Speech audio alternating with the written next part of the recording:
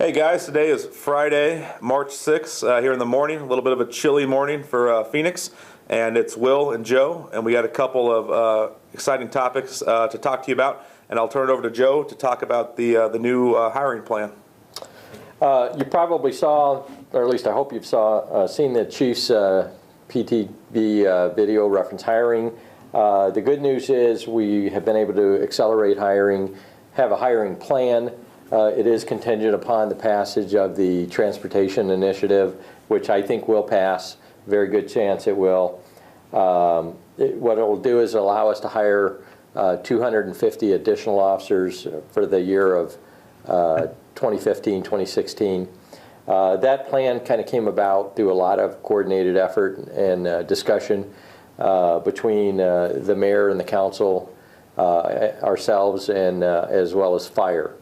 And I want to thank them for the openness in terms of recognizing the need for the staffing for the PD. We're very, very understaffed, as you all know.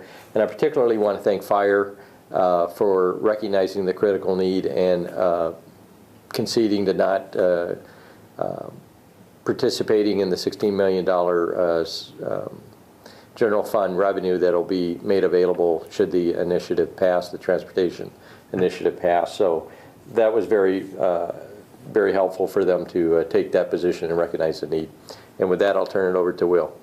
Yeah, and also on the hiring plan, the other great part about it is it also starts hiring for attrition, which at this point has not happened, as you guys know, because we keep getting less and less officers out there. So under the new plan, by the end of 2018, we'll be back up to 3,125 sworn. Right now, we're under 2,800. We're about 2,750 or so. So that's going to be a lot of officers we'll be hiring over the next three and a half years. A couple other topics. The buyback lawsuit, I've been getting a lot of questions on that. That was the sick leave vacation lawsuit. You remember you used to be able to use those and convert them into base salary for your pensions.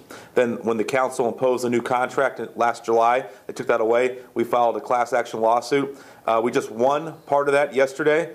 What had happened is that Goldwater, our good friends over there, they intervened and they basically stated, hey, this income should never have been pensionable, so there's no point in having this lawsuit because it's a moot point. If it never should have been pensionable to begin with, then there's no reason to bring it back.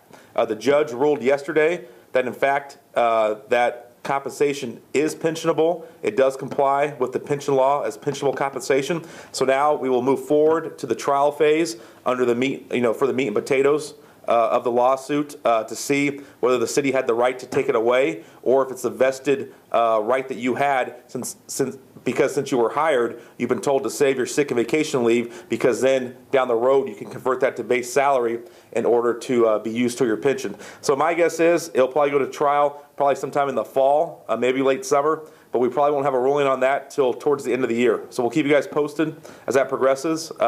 One last thing.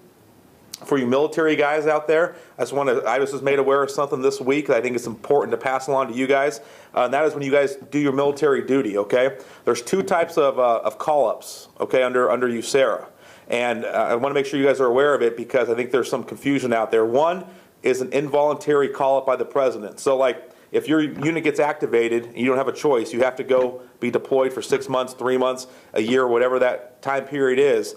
The city makes up the contributions, your pension contributions for that time you're deployed. So if it's involuntary, if you got presidential order saying you have to go, there's no choice in it, the city makes up those contributions, that's covered under USERRA. Where the problem comes in is when you do a voluntary deployment. So if you voluntarily go, okay, I'm going to go for a year, or you voluntarily say, hey, I'm going to do a 6-month project for the Guard here in Phoenix, and you leave for 6 months from the city and go do that, you leave for a year and go to Iraq or Afghanistan, it's not a mandatory call-up. Under the USERRA law and under the PSPRS rules, the city does not make those contributions.